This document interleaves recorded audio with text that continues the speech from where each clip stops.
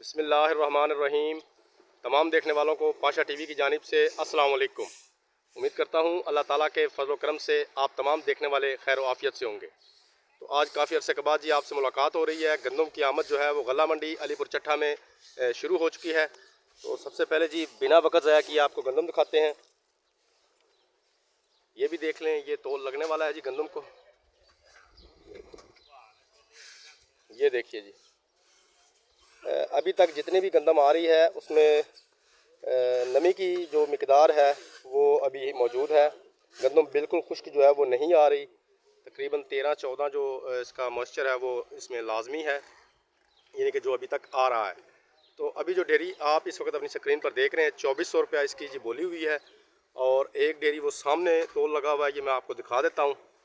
ये सामने 2580 रुपये तक, 2580 रुपये पे वो डेयरी सेल हुई है, यानी कि 2400 से लेकर 2580 रुपया आज का रेट है।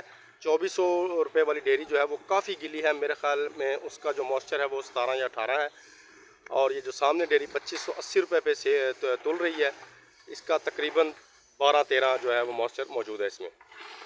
तो अभी गंदम की इंशाल्लाह 2-3 दिन तक प्रॉपर जब कटाई शुरू होगी तब इसका एक वाज़े जो रेट है वो हमारे सामने आएगा। अभी जो रेट हैं ये हतमी नहीं है कि यानी कि आने वाले दिनों में क्या रेट होगा, ये इंशाल्लाह 2 से 3 दिन तक हमें पता लग जाएगा।